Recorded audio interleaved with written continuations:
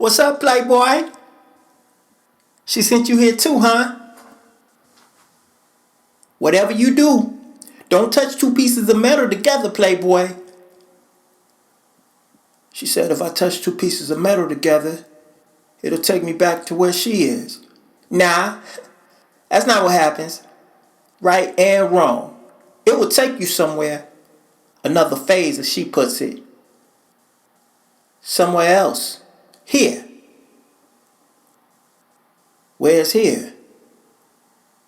I thought you broke up with her and left town. Right and wrong again, Playboy. I did break up with her, but I never left town. She sent me here. To whatever the fuck this is. You think this some kind of conspiracy to get rid of black men? Kane, you're not black.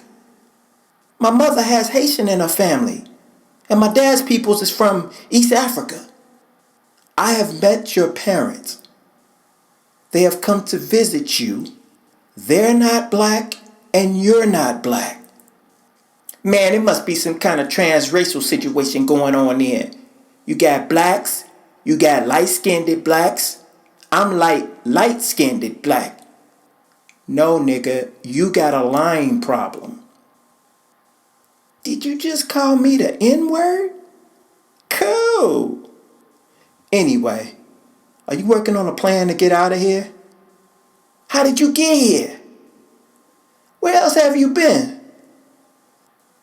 I was talking to her. Just in her apartment talking to her. Breaking up with her, right? Right. And then I was floating in darkness.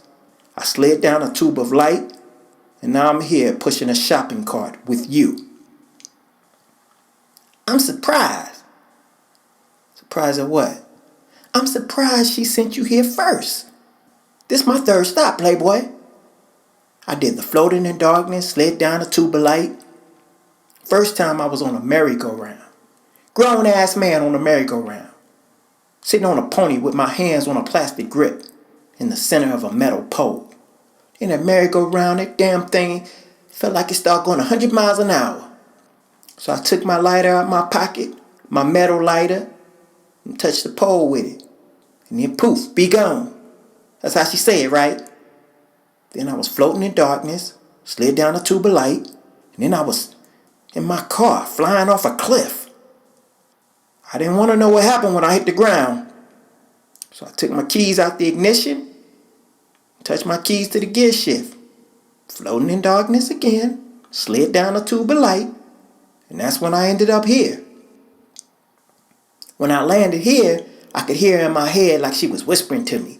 She said, since you like sampling things so much, you can stay here and sample the treats. What, the women here? Nah, these delicious chocolate-covered bonbons. They're on these sample tables.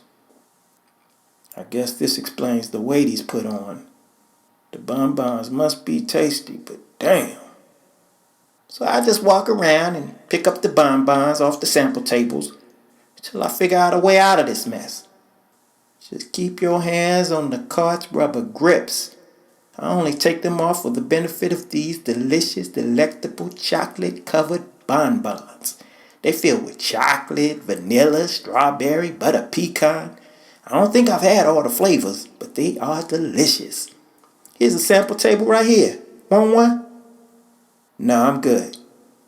How can you think about eating right now? Suit yourself, man. I gotta eat to think. You're lost. They are delectable.